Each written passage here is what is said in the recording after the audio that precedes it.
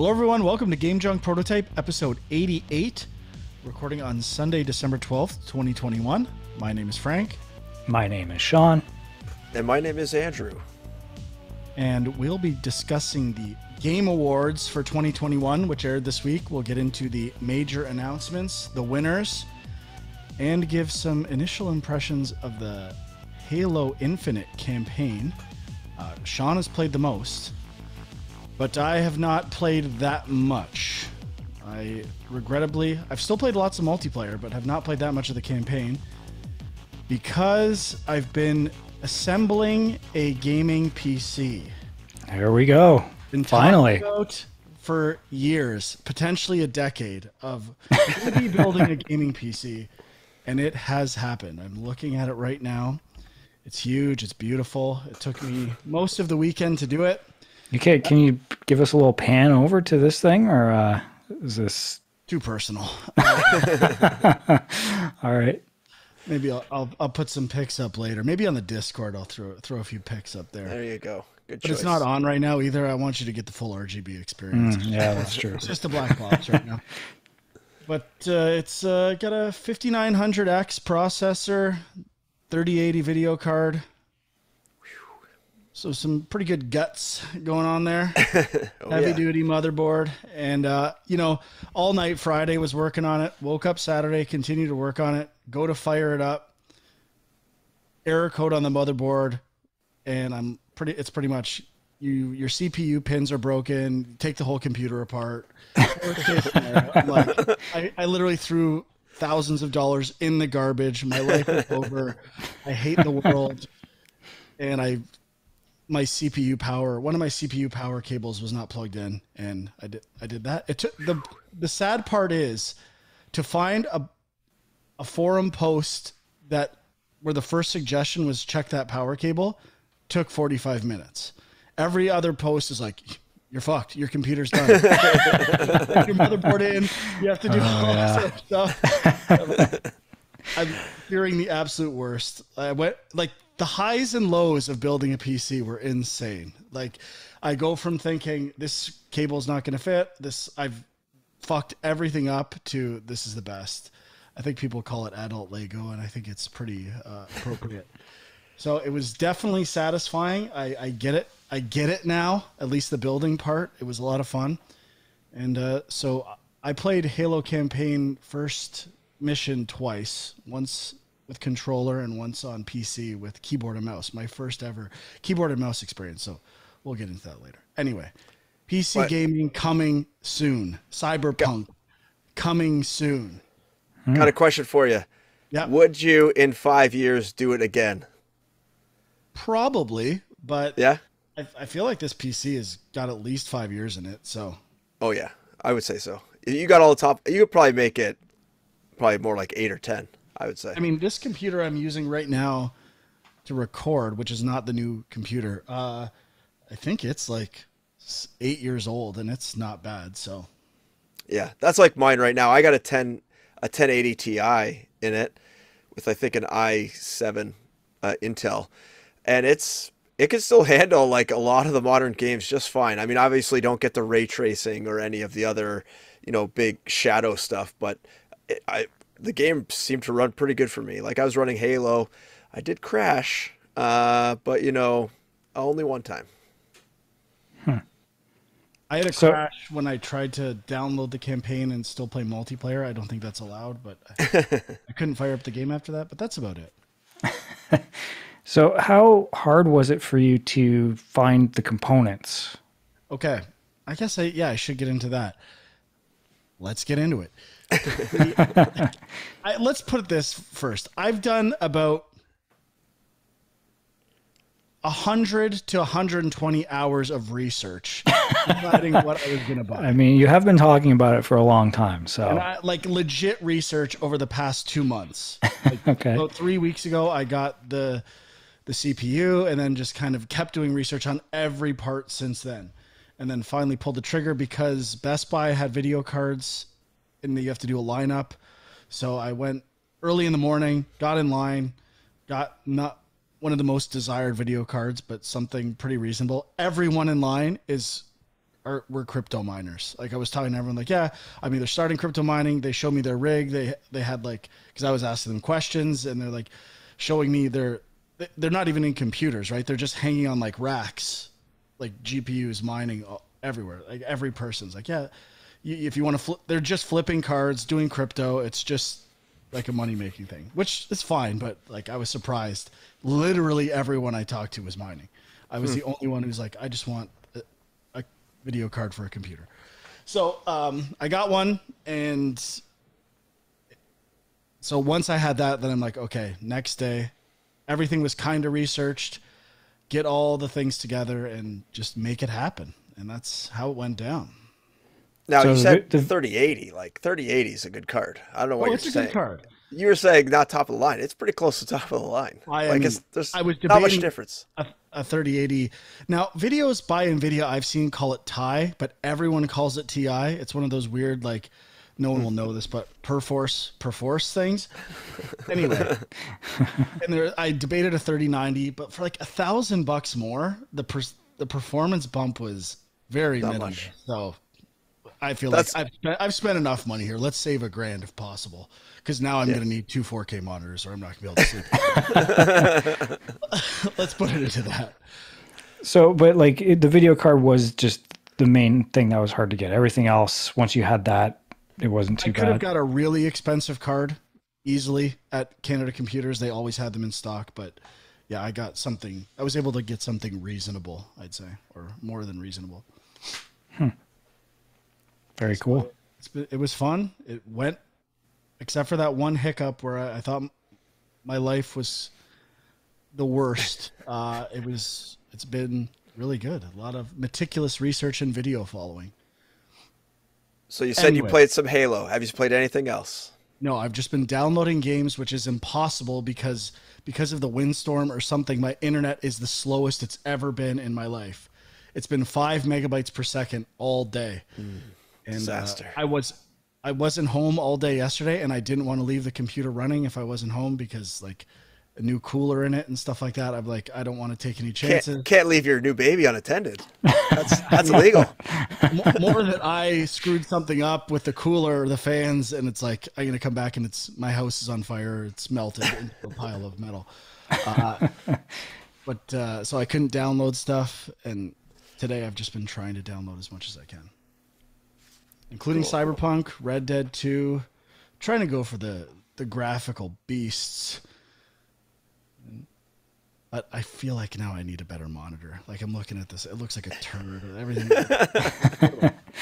Yep, that's how it starts. I'll be talking to Sean about his monitor later after the show. Okay, let's get into the Game Awards. I'll be talking about this PC for weeks to come. Maybe not years.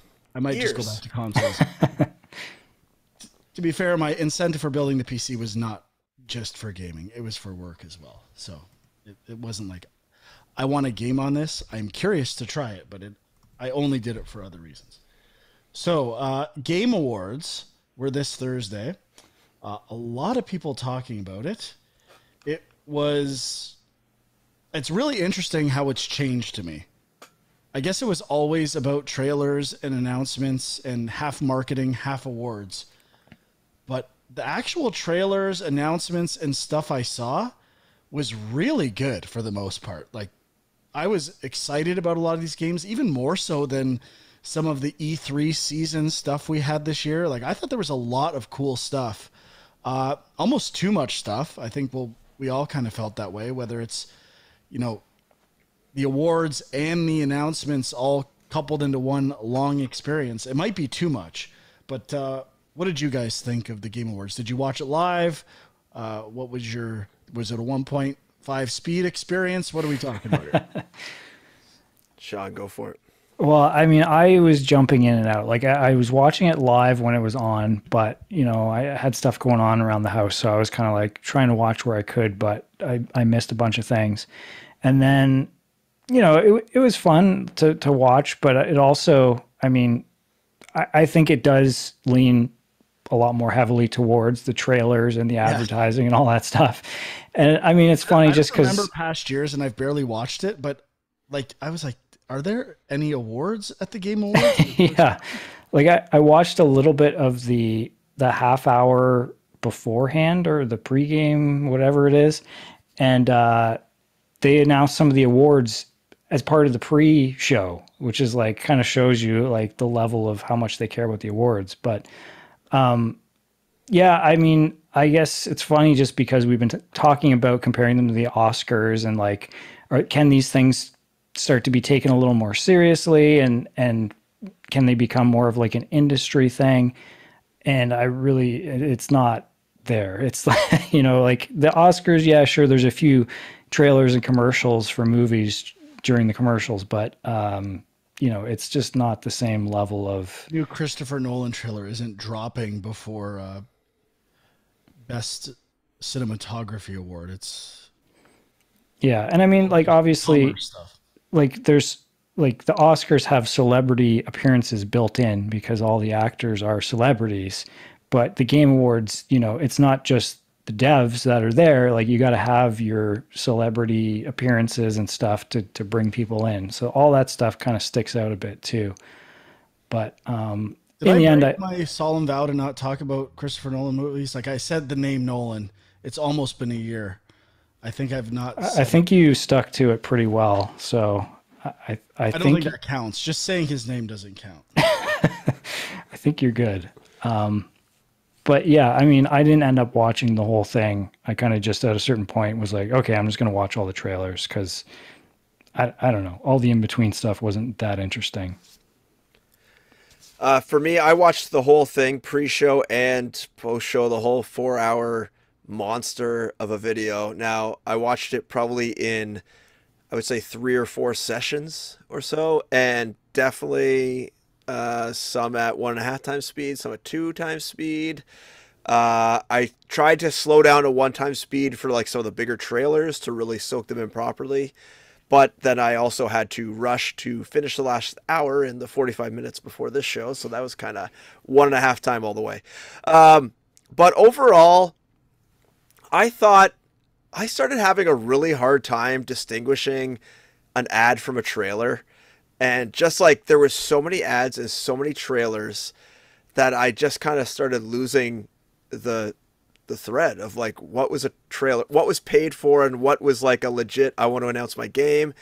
And like this is not really a full thought yet, but like what is the difference? Where does the payola really come in? Because if you're giving your trailer to Keighley for this thing, there is like an explicit payola and that you're getting to show it on this big stage. But then, you know, you have obviously some other brands that are paying money to put their stuff on there, but then they make their ad look like a trailer almost, which really is like blurring the line for me in a weird way. And it doesn't make me feel good. It makes me feel like an announcement's still an ad in a way. Like you're trying to get, that's what I mean. Like they all are ads technically. And there's probably some reverse payola, like games that are, because they're going to announce them, they're going to draw attention to the Game Awards too. So I guess I don't struggle with that idea. It all feels like a marketing / commercial thing to me. And I don't know how I feel about that. Like part of me actually wishes they just separated it into 2 hours of announcements followed by an hour of awards and speeches from game developers or something like that. Maybe I don't like the idea of like cutting it up and going back and forth. Just have 2 separate sections, and people who want to watch one can, or both, or whatever. Yeah, on the award thing, like as a game developer, it really rubbed me the wrong way when they're like, and the award for best VR nominees are, they don't even say the names. They just like put them on the screen, and then they're like, and the winner is Resident Evil 4 VR or whatever. Like, what a stupid way. Like you're not even doing an award really. For words, he's gonna lose it. It's kind of frustrating. Like if you're gonna give away an award, bare minimum, at least vocalize all of the nominees. Well, okay, so let's I can't remember if this did why can't I think the accessibility award. Did they announce all the nominees for that? I think they did, right? On the show? So. I mean, yeah. Most of them, it was just on the screen, right? Like for that one, I don't think it was though. Oh, okay. Yeah, that one they had, I thought, trailers, because then it was Forza, did, right? Yeah, like they showed like clips, so. which I was obviously disappointed that that game didn't win. I don't know how it's possible that it. Although the thing Forza did, I did not know about that. Like that's pretty impressive too. But I mean, the Veil expands like to a market that never had games before, really. So that seems I mean, the Veil deserved to win. That definitely felt like, this is where our kind of we have to give Microsoft sponsorship. Yeah, Xbox is paying for basically the awards presentations. The actor from Shang-Chi talking about the Halo Infinite, watching clips. Like, we get it. We know. But, I mean, because they know all the awards are going mostly to PlayStation exclusives. So we have to talk about Xbox somehow. We got to get them some awards. So, are we going to acknowledge that a lot of the awards went to PlayStation exclusives? I'm sure you are. But, I mean, I think for the most part, the awards were deserving. I mean, aside from the one we just talked about, the accessibility one, there weren't too many that stood out to me as being surprising.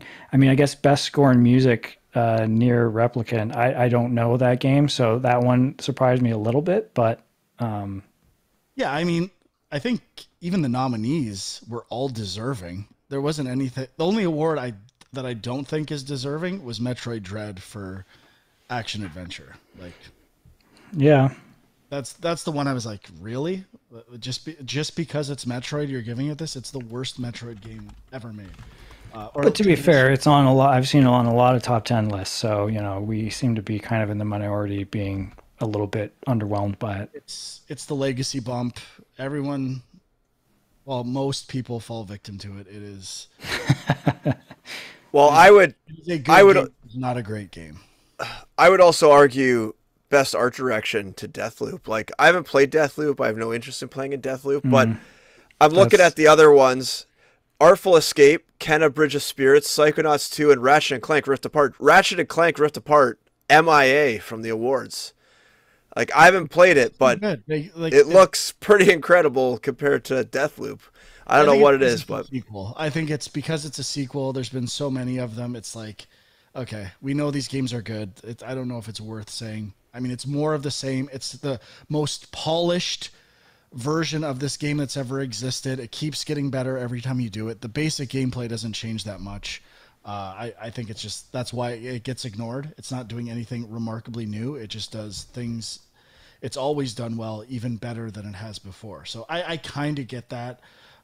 Even to some degree, Resident Evil was like that a bit. I was surprised that Returnal won Best Action Game. It has me, and I kind of think it should win Best Action Game. Out of all the action games I played this year, like, I obviously had problems with the gameplay difficulty and some of the progression systems of the game, but the action itself, like the way the different weapons spread, using the haptic feedback stuff on the triggers, like, it was doing new and like really responsive, fun stuff for an action game. So I was glad to see that one.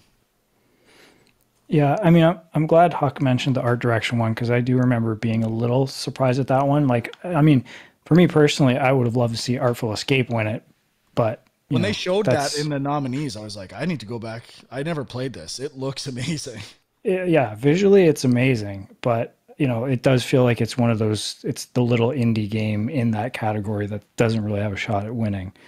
Kenna's really good too. Yeah, I picked it up from the sale. So when he announced the winner for one of the awards, Kana? He said, sorry, did I say Kano? Kana. Okay. Remember we were debating if it's Kenna or Kana? I'm still not sure, because I felt like he was reacting to a card. He had no idea if he was saying it. Right. But, okay, I don't have anything else to say about the actual awards. I feel like I've gotten everything out. We have to say, It Takes Two, Game of the Year. Yeah. Yeah.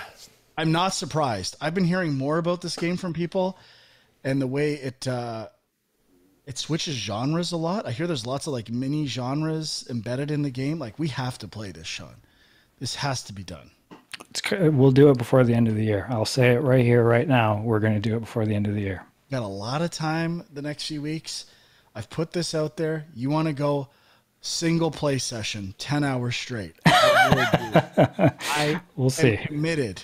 Maybe 2 play sessions. You are. I get it. 10 hours straight might be a little hard for me. I'm not faulting you for it, but I mean, this game is like a metaphor for relationships. Like we have to do it. We have to stick together for 10 straight hours. Yes. Okay. Okay, yes, ignore all other relationships. And let's be honest, Frank. I have no other relationships. Let's be honest, though, Frank. You do have a new relationship. It's with your new PC. You can't stay away for 10 hours. I can honestly.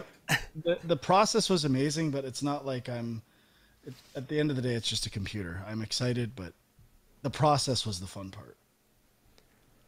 Okay, let's get into the different announcements. I think we're just going to highlight some stuff, or I have some things that really stood out to me. You guys can mention what you enjoyed. I mean, the game that I'm the most excited about after that night was the Suicide Squad game.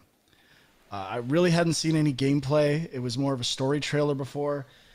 The gameplay of that trailer looked amazing to me. It looked like Sunset Overdrive, only 50 times better.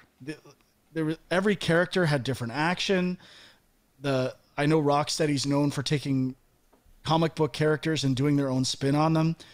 Every character felt unique, and I think it seems like the main character is Captain Boomerang. I don't know if that's just the way that trailer played out, but it was awesome. I mean, Sean, I gotta ask you, this is the game you were looking forward to.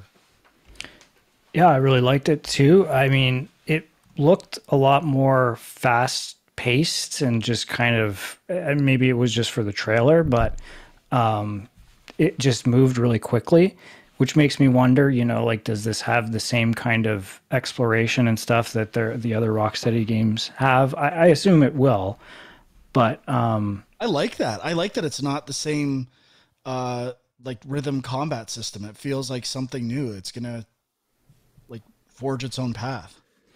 Yeah, and I guess the other question is, I don't know if this was shown in the video, but can you switch between characters on the fly, or is it like specific missions per character, like how that works? I'm not sure. I think it's multiplayer, isn't it? I'm assuming that you can't. I don't know. It's a good question. I know the other one, the Gotham Knights or whatever it's called, is more focused on multiplayer. Maybe that's what I'm thinking of. Yeah, I'm not sure. Huck, did you have anything that stood out to you? I have a feeling I think I know what should stand out to you because it's the second one on my list. But well, just on the Suicide Squad, definitely got the Sunset Overdrive vibes, 100%. I thought the motion of the locomotion, I should say, looked good. But I never really was into Sunset Overdrive. I tried to get into it 2 or 3 times and just really never hooked me. And it looks like a similar, not only locomotion, but also like the humor looks similar. And I don't know. It's Sunset like Overdrive this game was really good. I know you've said that, and I know like tons of other people love that game. And I can not get into it. And this looks like more of the same. And I had some of the questions too, like what you were just bringing up. Is it multiplayer? Season, let's get into it. Let's do Sunset Overdrive. Make it happen. Let's see here. Which one do you think I'm going to be into? Okay. I hate to use hyperbole. You know me. I don't like to hyperbolize. But the... whose computer's revving up like a... Is that Sean? That was mine. I had like a couple of pages open, was loading tons of videos, so that's probably why. Sorry. Apologies. Star Wars Eclipse. Mm-hmm. Quantic. Well, yeah. Okay. That was the first time like a video game trailer has come close to giving me chills. I thought it looked Newt Gunray or one of those two guys is in it. Like it's doing prequel stuff. It, felt like its own version of Star Wars. At first, I'm like, is this Fallen Order 2? But then it's something else. And then to find out it's a Quantic Dream game, I'm like, Huck must be losing it right now. Well, I am excited about the Quantic I've ever seen. Yeah, I actually wanted to look that up because when I was watching that, it seemed like it would have take place like around when the prequel movies take place, just from like what they showed. Federation trade ship and yeah, and even some of the like starships that were in it, I think, looked similar to the prequel movies. But then they mentioned it was in like the High Republic era, and yes. I think that's like quite a bit before the prequels, if I'm reading this right. That could make sense, though. 200 years before the prequels, is what I'm seeing. Shit. So yeah, I don't know. That seemed a little weird based on what they were showing, but I mean, I'm not a 100% Star Wars expert or anything. But yeah, Quantic Dream, excited that they're involved. They didn't really, see, this is where I'm torn. I am hyped because it's Quantic Dream. I love Quantic Dream games. I'm torn because this was just a bullshit CG trailer movie. Okay, I would normally agree with you, but then when you find out it's Quantic Dream, the game is kind of a story-based game as well. So, like, I feel like that stuff to the game. Okay, the aspect of going like more story Star Wars than like action Star Wars, very appealing. Very, very appealing. And Quantic Dream, I just hope it's not like Heavy Rain meets Star Wars where you're like awkward controls plus awkward holding buttons like to do things. There was definitely lightsaber battles in the trailer. I don't know if that means anything, but yeah, but I would say they would be more on the story end than on the action end. You'd think there'd be some action. Like there's some action scenes in Quantic Dream games regularly. So I don't think they would go completely with none. But you're right. This would probably be on the top of my list. I thought visually it was incredible. I thought it was a BioWare game at first because like the design of the aliens and creatures felt like on par, and they're the best at that. And like I thought cinematography wise, like some of the shots were fantastic. Yeah, it was a cool trailer, like as much as we say just cinematic trailers don't really show anything, blah blah blah. I just thought it was a really cool, well put together trailer. Like the drumming guys, like maybe a little borrowing from like Mad Max or something, I don't know, but it still was a very cool sort of just attention grabbing thing, and I dug it. Yeah, totally.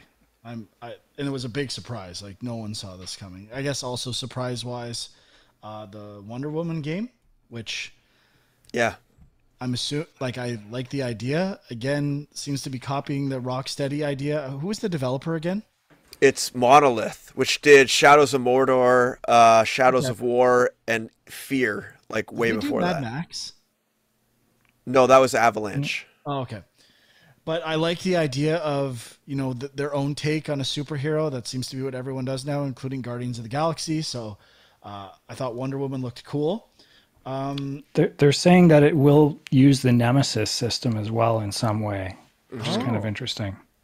Interesting. But I mean, there's a lot of these. The system is kind of overrated. Not gonna lie. Well, yeah. I mean, I don't know what that means, but just interesting that they're, I guess, integrating it in some way.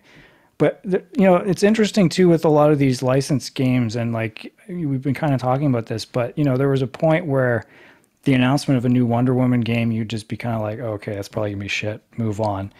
But now we're starting to consider these things, and if the developer is an interesting developer, you're like, oh, okay, this could be cool. Start thinking about like whip mechanics, like how they're going to come up with amazing stuff on how to use the whip. It's going to rock. Yeah. Well, and you figure they've been it's impossible. And you figure they've been turning on this for probably at least 3 years. Yeah. And so they obviously wouldn't announce it if they didn't have some sort of hook that was really good. So, a couple other things.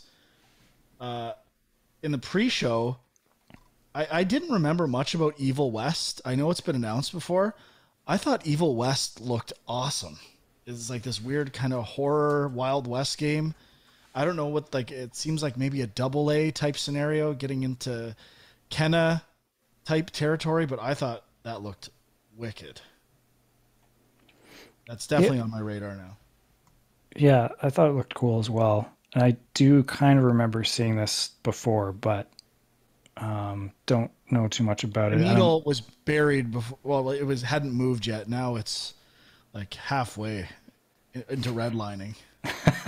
We're going to talk about redlining the needle. I'm going to say right now, Horizon Forbidden West. I was not that excited. Like, even though I love Horizon, everything I'd seen felt like a bit more of the same. I wasn't blown away. When that snake I knew you were going to talk about this. coils around that pillar, oh my God, I lost my shit. I'm like, I am in. I cannot wait for this game. I am playing the first one on my PC on the highest settings possible.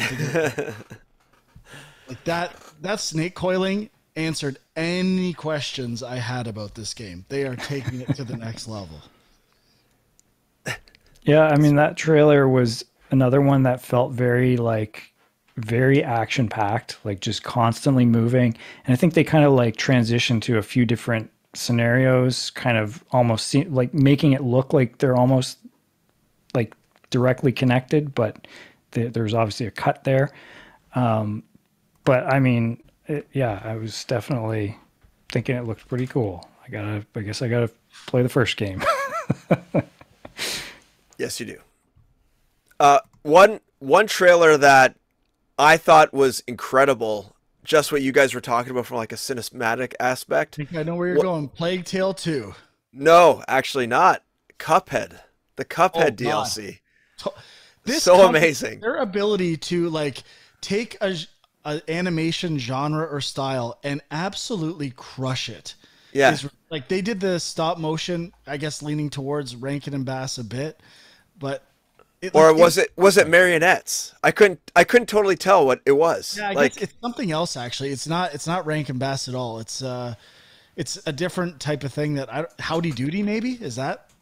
I don't know. I was watching it. Style. I was just blown away. Oh God! By how awesome it looked. I don't even think I heard what they were saying. I was just my eyes. It was just like eye candy the whole time. Yeah, and just like that's just the trailer. Again, that's not what the game is going to be, but it was just a cool. Well, it's just DLC, right? Yeah. It was just an ad for their DLC. So. And that's an interesting thing to discuss too, which is that, you know, there's a lot of games now where you kind of are like thinking, okay, what's the difference between DLC and like a sequel? You know, like Bugsnax has DLC coming out early next year. Well, I think the template for this is Shovel Knight. Like Shovel Knight came out and they had like DLC after DLC and kind of just kept expanding the game. And I feel big indie games, like the biggest indie games, are following that model. They put it out on a few platforms first. If it does really well, they just do one, like they expand platform by platform.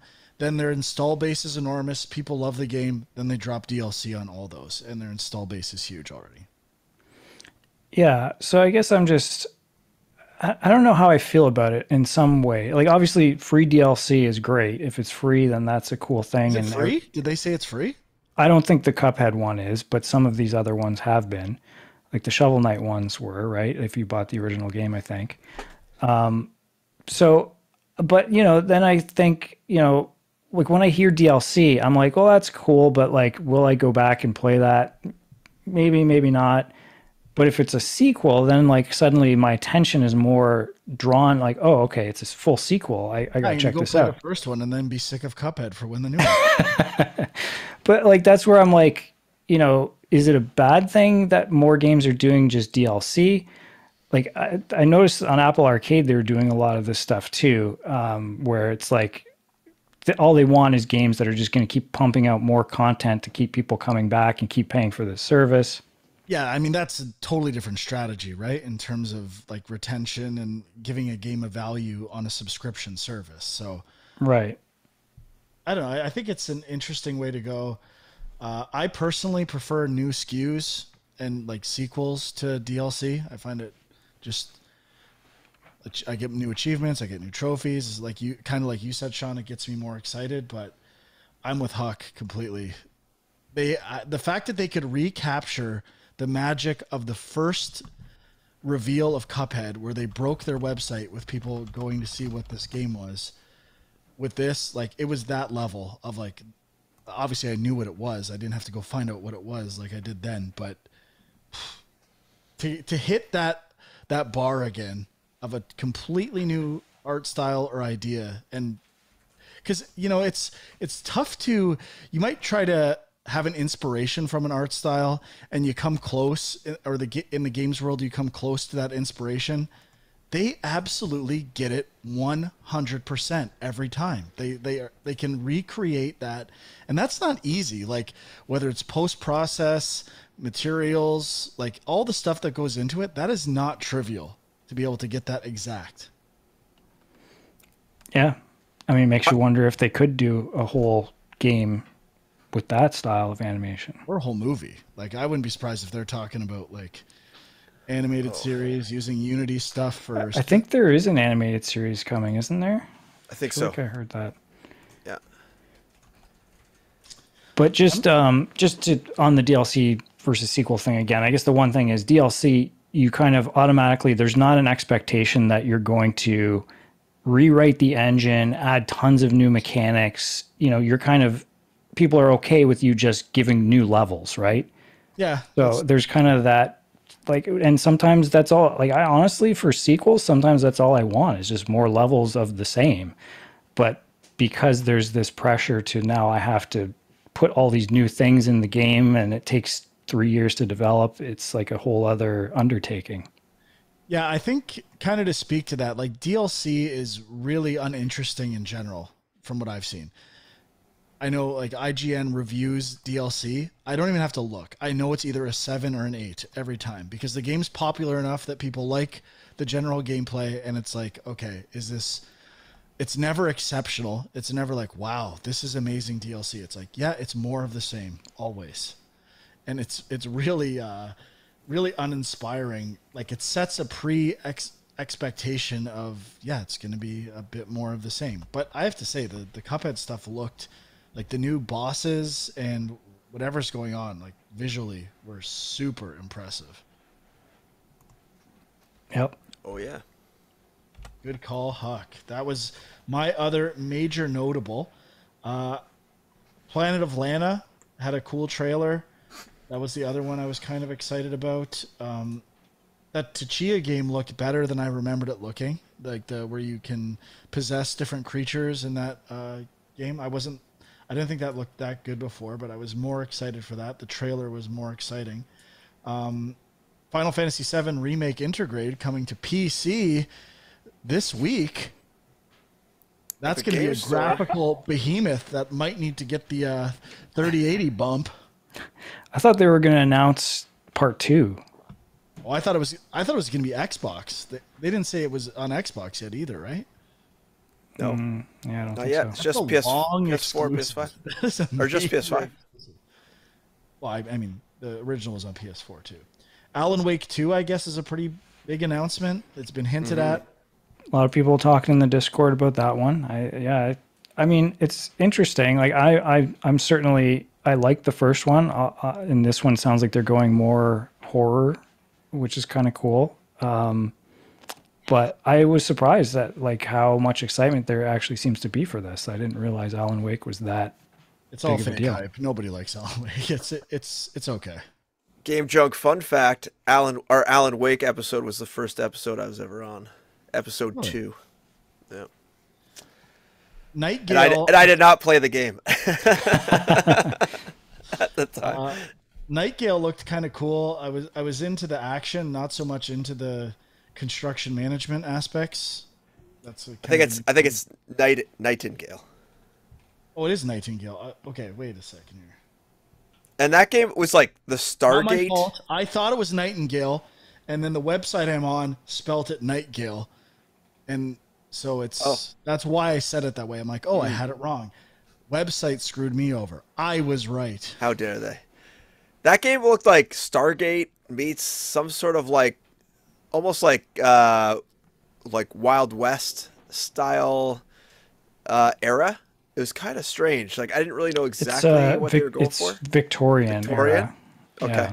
I wonder if I feel like this game might have been shown before with a different name, and I was really excited for it. I think like 3 E3s ago. Don't quote me on that. I don't know.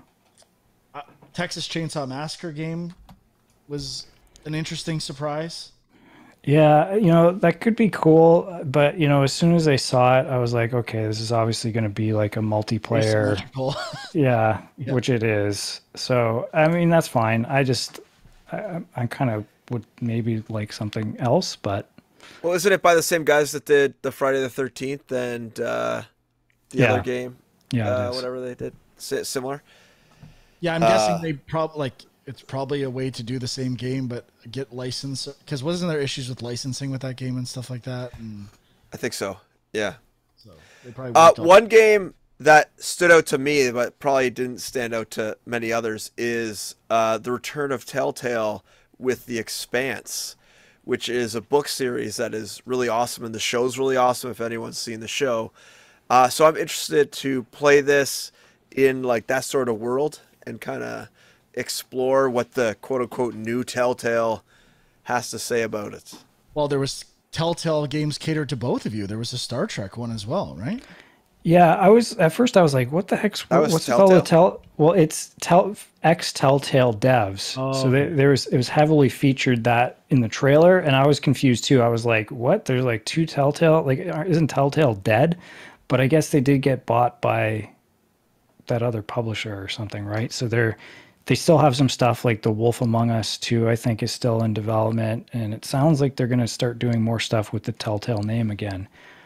But yeah, the Star Trek one could be interesting. It kind of gave me flashbacks to the Star Trek 25th anniversary point and click adventure game, which was pretty solid back in the day. And I would be down for something that's just story driven and kind of an adventure game type thing. But as we talked about in our overrated games episode, I feel like Telltale, I've lost my enthusiasm for them over the years and that style of game. So I hope that they bring something new. Last thing that I thought might be worth talking about on here was just maybe Sean's interested in Dune Spice Wars. The name Spice Wars is pretty solid. Yeah, it was just an announcement trailer, right? Like, I don't think they showed any gameplay. It just kind of said so. it's like a 4X strategy game, which I don't, what is that? Like explore, Explore, exterminate, expand, exploit, I think. Something like that, yeah. yeah, I don't know. Did I get that right? Close enough. Close enough. Yeah, I mean, I would be more interested in like I don't know, like a tactics type strategy game or something, but it could be cool. I got a few more. So Frank already mentioned the new Plague Tale. I don't really think we need to go into it. I thought it looked really good. The new Plague Tale, and it looked almost like a little more open. I wouldn't say open world, but at least a little more open environments. And that one was definitely on my radar. So I didn't play the first one, but the action, it seemed to have more action too, like aiming mechanics and. Yeah. That So in the the first first one game? did have some action, but it was probably more heavy on the stealth. A weird one from the pre-show, Thirsty Suitors. Do you guys see this one? It was Yeah. like Maybe. it was like some weird. It was like Tony Hawk meets Boyfriend Dungeon with cooking mechanics, and then there's like battles and it's just so strange, like such a weird mashup. And the premise is very similar to Scott Pilgrim too. Like it's about fighting like your exes yeah. or something. Where I was like, it was almost like a little too close. Where I was like, Yeah. I don't know, This but developer was featured in that Annapurna E3 thing, right? I'm pretty sure. I think so. Yeah. Oh, were they? They just Okay. announced- I don't know if this game was shown, but it is an Annapurna game. Anyways, I thought it was interesting to say the least. I mean, I don't know how I'm gonna like skateboarding with like RPG mechanics, kind of throwing in on the side, but I thought it might be worth looking into if the skateboarding is more just like the travel mechanic rather than like some big thing. Well, you guys mentioned Sunset Overdrive. This kind of reminded me a bit of that too. Yeah, yeah, it did. Yeah. Oh, speaking of indie stuff, Have a Nice Death, I forgot about. Looked awesome. Yeah, I was too. just gonna bring that up. Yeah, it looked like kind of Hollow Knight with like a little bit more RPG vibes because it seemed like every hit there was like numbers popping. So I don't remember Hollow Knight having a leveling system, but maybe it did. I don't know. Like just upgrades. Yeah, yeah, like I thought so. I weapons. know I've Upgrades said and this a stuff. million times. Games look so good now. Like every game looks amazing. Let's see here. What else? Totally unrelated to the games, but I personally feel like Microsoft is starting to hit their stride with some of their marketing advertisements. Like some of the Game Pass ads are corny, but like corny on purpose, and I think it hits the right balance with Like like the viral humor. marketing thing stuff. Yeah, Yeah, I agree. I agree. That wasn't bad. Did anybody try to get like I know there was one Microsoft ad where they had like a whole bunch of codes appeared on That was screen. Bethesda, right? well, Pretty sure. both did. Oh, okay. Bethesda and Microsoft both did the same thing where they just like blast a whole bunch of codes at you. Did anybody try to claim any? I No. did. Did you Too really? late. Failed. I mean, I just took a screenshot or took a picture with my phone and tried to do it, but I was obviously too slow.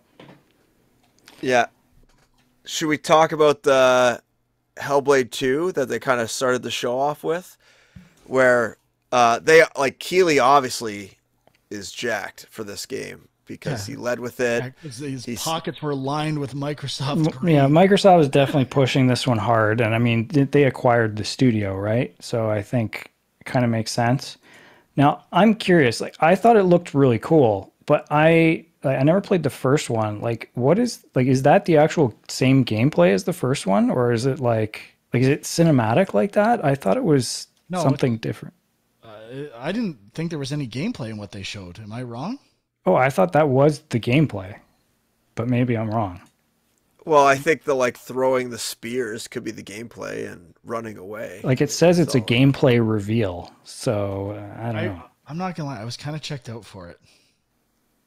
I mean, they did like that sneaking part where they kind of sneak up to the giant or whatever. Yeah, like it was hard to tell.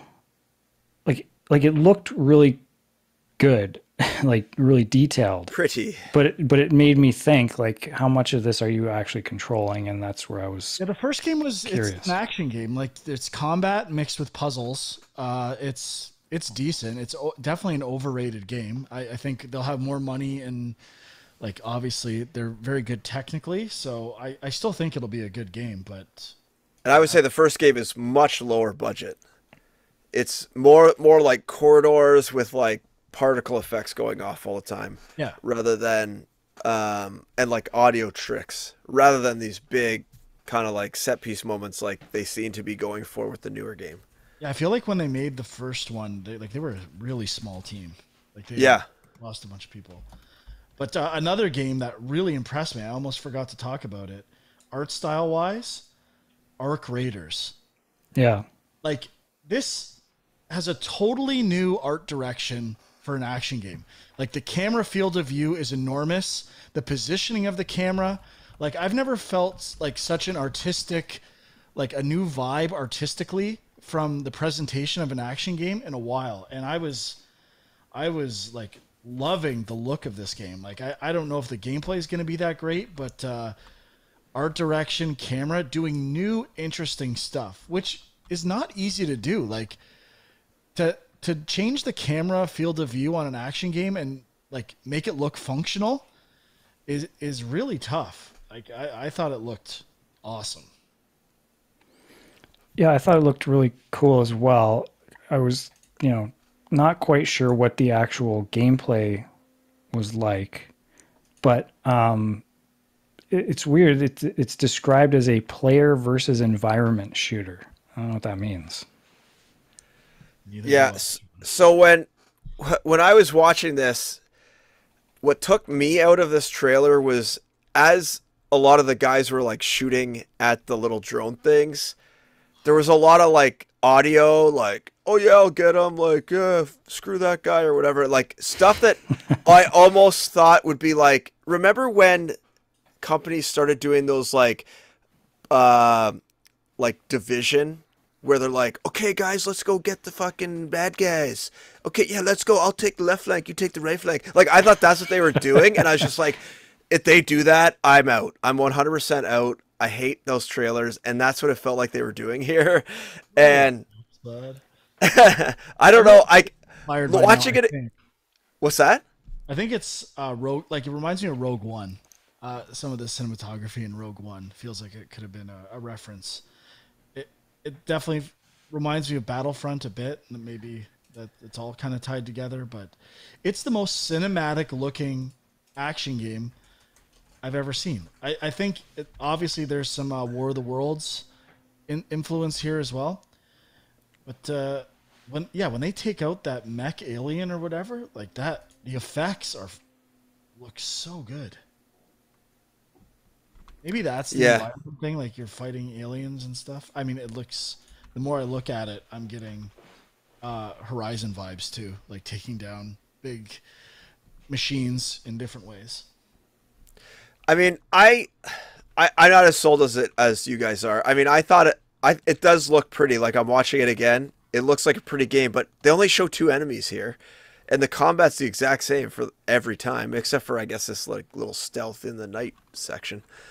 But there's not, like, I don't know what else there is. Is this a multiplayer game? Is it a single player game? It seems to be multiplayer. There's not much information. I'm not really that hyped description for it. Control. 2 enemies. It looks really good. I'll go there. Psychological thriller, bud. Psychological thriller game. We don't know what kind of psychology and thrills Arc Raiders is going to bring to the table. You're right, we don't. Correct. All right, I'll give you that one. Good. I got nothing else to say. Everything else was... You're not going to talk about the most anticipated game? Okay, 2 actually... 2 years in a row? I'm glad you... Oh, we should talk about that. But you reminded me. I don't pay attention to what people... Like, what's trending, what people were excited about. Was there like a big thing everyone was talking about after the Game Awards that I'm missing? I mean, it sounded to me like Alan Wake was a big one. Alan Wake, the Star Wars game, and most. What about the Matrix thing? The Matrix thing? Yeah, the Matrix thing. I mean, did you guys try that yet? No, absolutely not.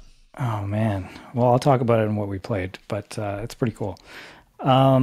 The few ones that I think just need to be mentioned. So there was the new game from the creator of Silent Hill and Siren, Slitterhead.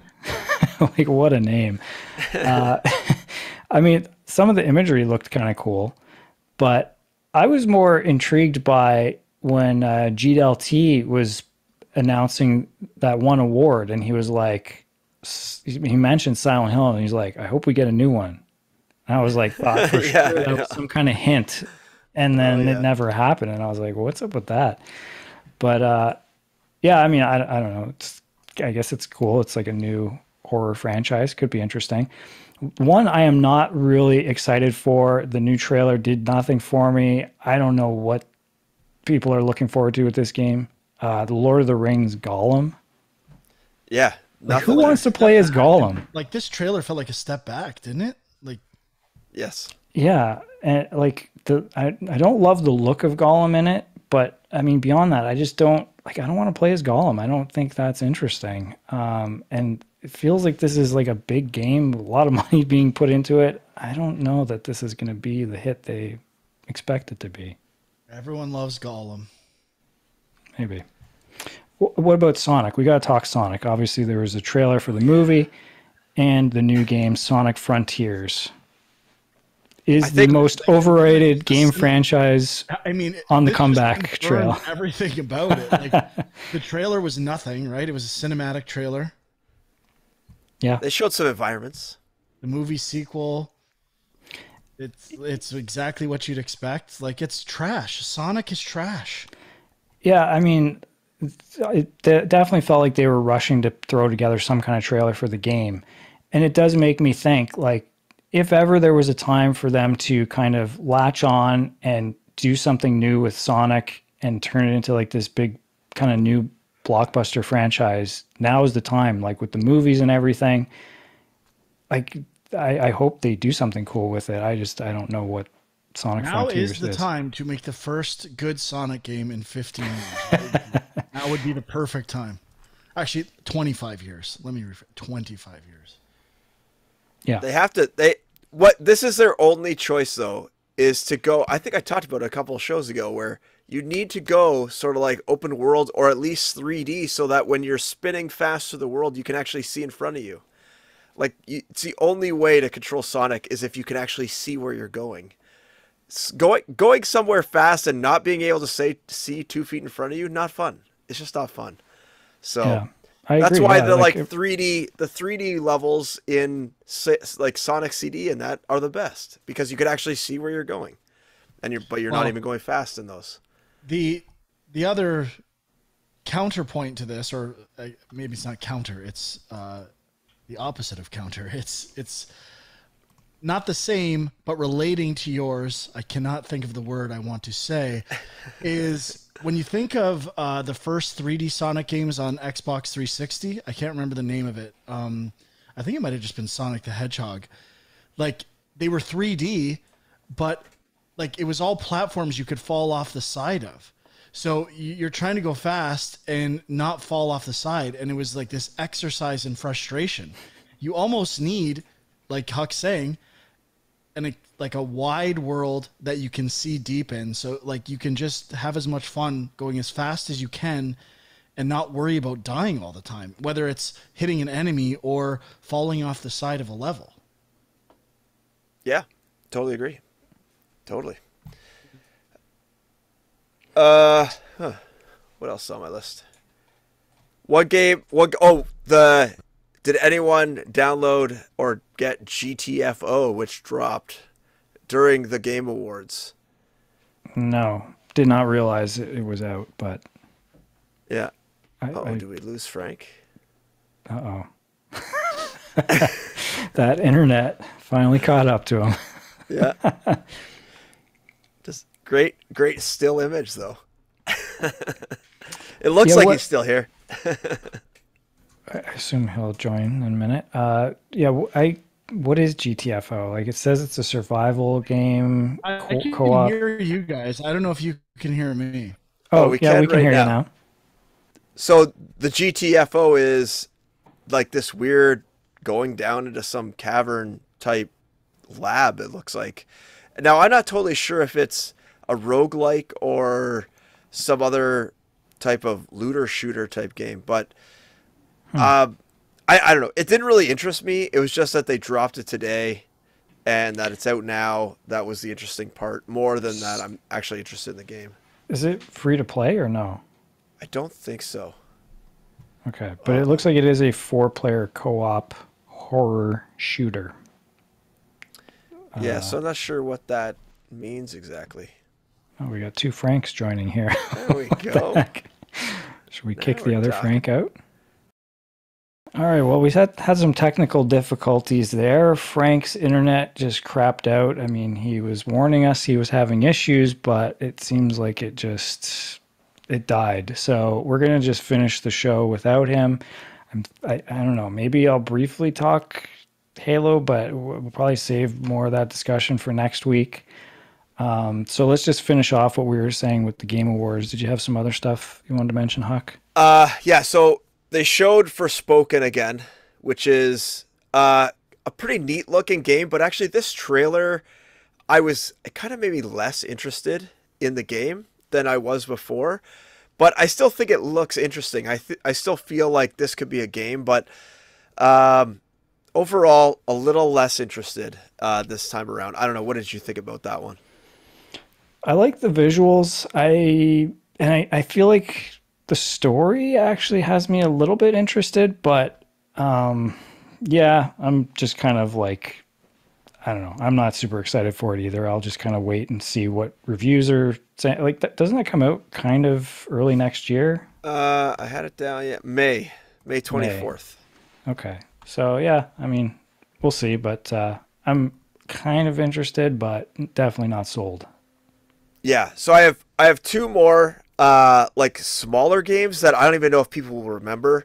One was called Metal Hellsinger, and it was like that beat shooter game that was like all metal artists and power metal, and you had to basically, it's a first person shooter where you shoot at the time of the gun. So what did they call this? Like old man Doom clones or something? What were those the term people are using? Boomer shooter. Boomer shooters, yeah. So I guess it's kind of like a boomer shooter, but to the beat, which kind of interesting. I thought it looked kind of fun, and I don't know how much that like it seems like that sort of metal soundtrack is kind of what Doom does. So it seems like it would fit naturally with a shooter, and it's fast enough, beat wise, tempo that it would make shooting pretty fun to shoot along with it. It's not like you're playing this super slow tempo song. So I'm kind of looking forward to that. I think that'll be kind of fun. Yeah, it did look kind of cool. It reminded me, like, I think there was another game that kind of did this. I just looked it up. I don't know if this is the one, but BPM, bullets per minute. I feel like that was kind of like a rhythm shooter thing. Yeah, and I mean, it, but and the game I'm working on right now is kind of like a rhythm shooter as well, but it's not first person. oh, So okay. seems like that's a genre that's starting to pick up some speed. Then there's another game. I don't really know how to say the title of this game. It looked like Chorvis or Chorus or something like that. It was like CHORVS, and it was like it looked like a side-scrolling space shooter game. It was near the end. I think it was right before or near the Halo live action trailer kind of thing. And it really, I really like the art style of it. And it reminded me, the only reason I guess it's Chorus. It's a U, not a V. Chorus. Okay. I don't remember this one. Chorus. So chorus? Yeah, chorus, I guess. Yeah. I guess that's how you say it. Chorus. I don't know. But I thought it looked really, really neat, really cinematic. It kind of reminded me of almost like Velocity 2X, as if that game were to kind of get upgraded to like a more 3D method. But at first I wasn't sure what it was going to be. They were doing all this like story beats. They were doing this really like cinematic dogfighting almost through rings. This was like a upgraded Star Fox type thing. But then it looked kind of side scrolly, but then there was straight ahead parts. I don't know. It's kind of hard to tell what it was because it was so kind of just the initial trailer. But I really am interested in it. I thought it looked really graphically stunning. So that's one game that probably will fly under the radar because I think it's kind of at the tail end of the show and kind of wrapping up. And then the last thing, which is like a downer, was Rumbleverse. Yeah, I was going to bring that one up. Just like so strange. I don't know. I don't think they showed any real combat in the game. It looked just like all CG, and it was like a comedy multiplayer beat 'em up game. I don't know. It was kind of hard. It seemed to me like it's a wrestling inspired battle royale game. Okay. Which is kind of, and yeah, very cartoony and kind of comedic.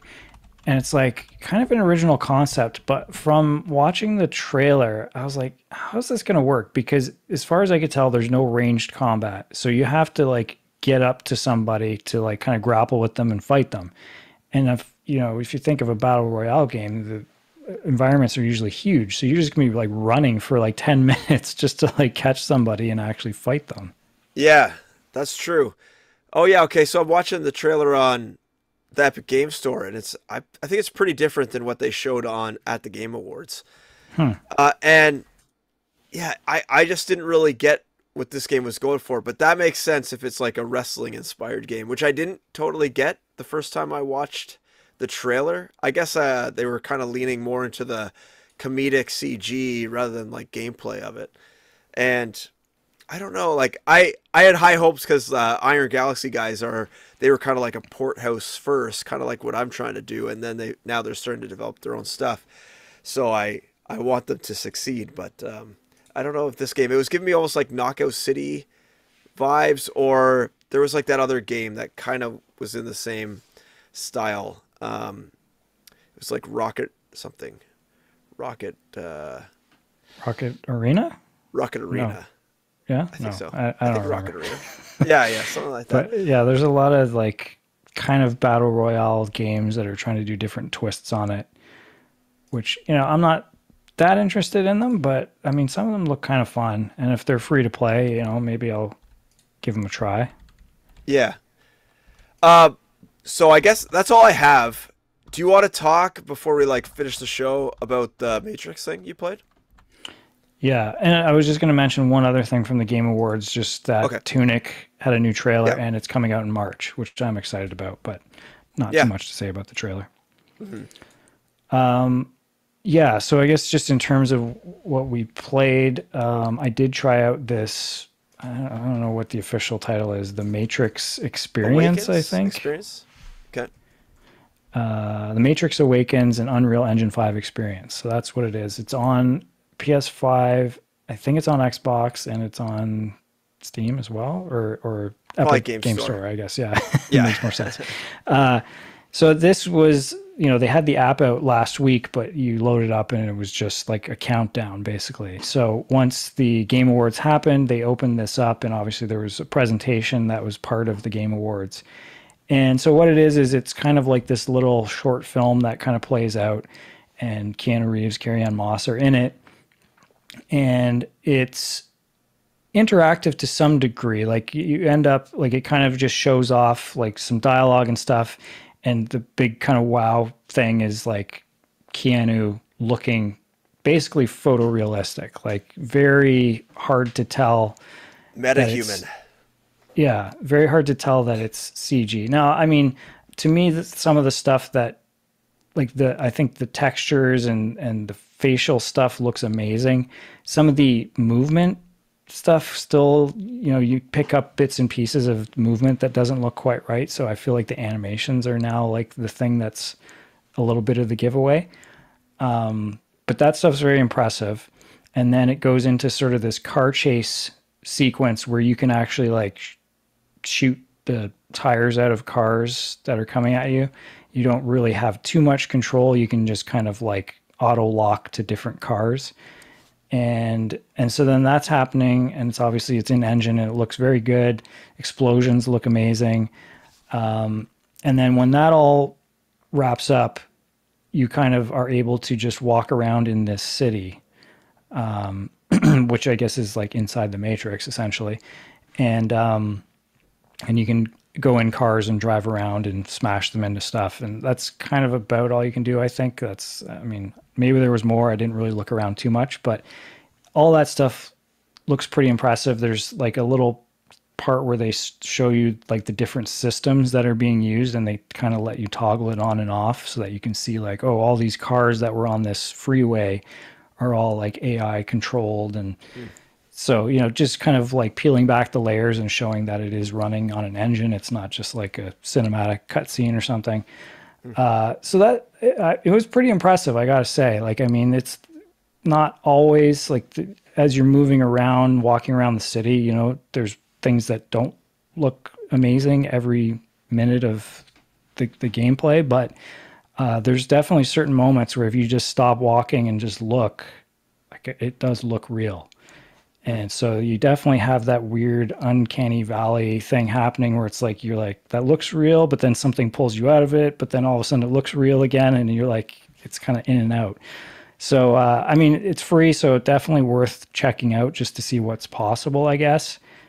I guess obviously the big question is like, can you pull this off in like a full-blown game?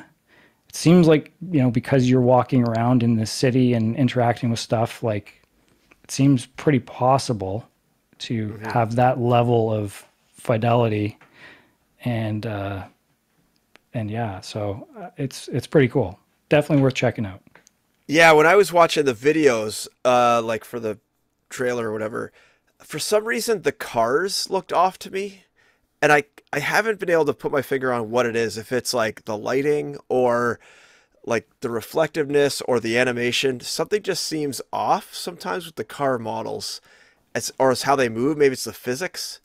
For me it was the physics, because like when the cars are Yeah. parked on the side of the road, it looks great. But as Okay. soon as you get in and start driving it, or if you crash it, that's obviously where it's like it's good, but it doesn't seem Quite absolutely. right. Yeah. Interesting. Yeah, I want to try it for sure. That seems like a really cool thing to give it a try. I mean, I it's mean, I have, definitely up your alley. So, yeah, and I mean, I have a little bit more behind the scenes because they released that Lumen demo or whatever they call the Nanite demo or whatever for PS5 developers. So I was able to actually try that. I can't talk about it obviously, but it was very impressive, and so I think this is going to be kind of more of the same along those lines. So really cool stuff. I want to definitely check it out. yeah. And I guess, what did you have something you wanted to talk about, or? Nope, that's it. I think I've got everything I said. Okay. I was just going to mention the Nobody Saves the World Oh, demo. right. There's a bunch of demos on both Steam and Xbox right now. A lot of the Xbox ones, I was like, they look kind of cool, but like I hadn't heard of like 90% of them. So I was like, I don't even know what all these games are.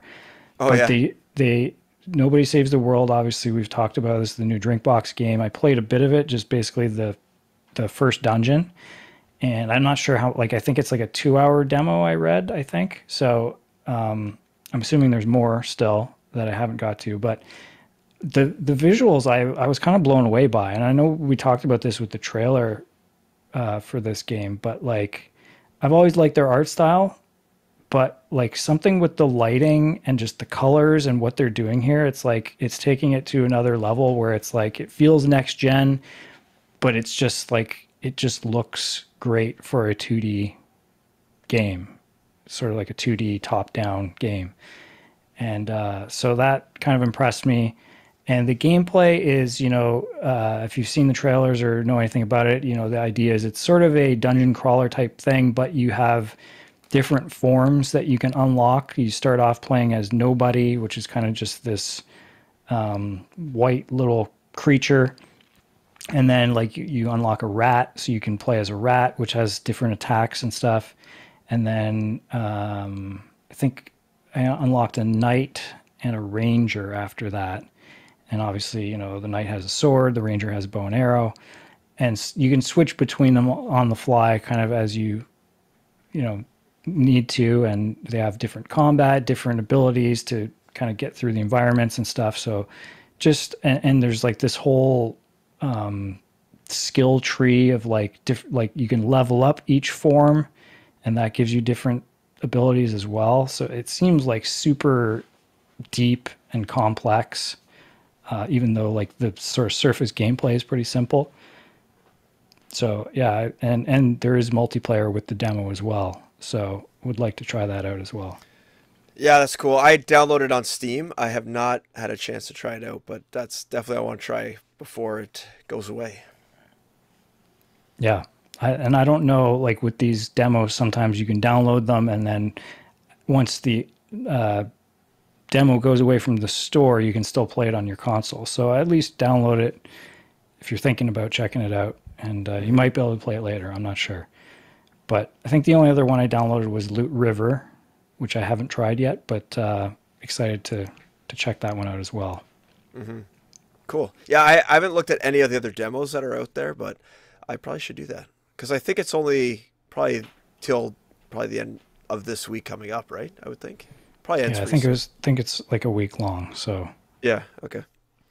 And the Game Awards was Thursday, so it's probably till next Thursday or Wednesday night or something like that. yeah, I think so.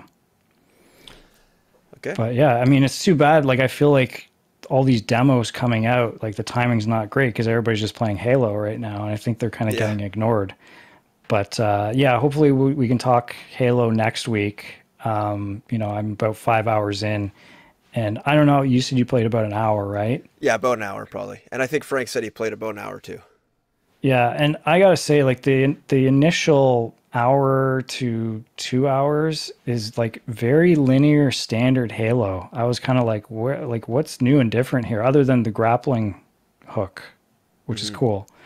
But once you kind of get past that and you get into this open world area, and then it's like an open world game, and it's pretty cool. Like, I mean, I feel like for the most part, each of the quests and missions and things that are scattered around the map are still just like groupings of enemies that you have to kill, essentially.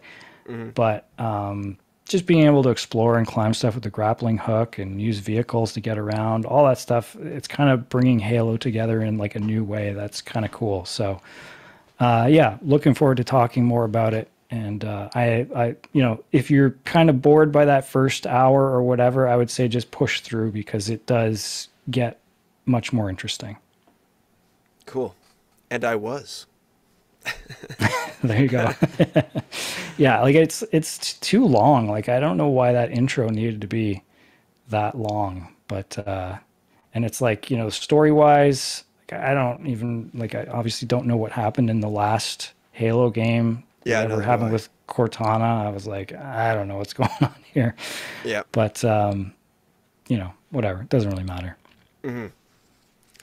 Yep. Okay, Sean, take us out. See if you remember how to do it. Yeah. So, well, I mean, I guess we were thinking this might be our last show of the year, or last regular show of the year, but I guess at the very least we'll be back next week to talk Halo, hoping maybe we could do a full review of the campaign at some point. But we'll see how that goes. Also, as we mentioned, Frank and I do want to play through It Takes Two. We're planning to do that, so hopefully we'll have some videos for that up in the near future. YouTube.com. Just Halo. It says on How Long to Beat, Halo Infinite's campaign is only like 10 hours long, so that might be maybe possible, like sooner. Yeah, like if we just all kind of focus on the main quests and not too much side quest stuff, then it should be possible. Yeah. But yeah, I'm like I said, I think I'm like 5 hours in, and I'm probably 1/3 of the way from what I've seen of like the main quest line. I think I'm like 1/3 of the way through. So okay, I'll try to focus on that this week. Okay, so youtube.com/GameJunk. Is that right? Yeah, I think so. What is going on here? Just in time. Frank, he's back. We're just wrapping. Hey, no problem. I thought it'd be over, but my internet just went back up to max again. So Bell's up to something. All right. So facebook.com/GameJunk, @GameJunk Podcast on Twitter. Got to mention that one. Check out the Discord in the YouTube description. Huck you mentioned people should check out Nobody Saves the World demo. We did. Yep. We talked about it. Huck is My Angry Commute and Equilibrium Sis on Twitter. I am Film Junk. Until next time, we'll see you guys later. Bye-bye.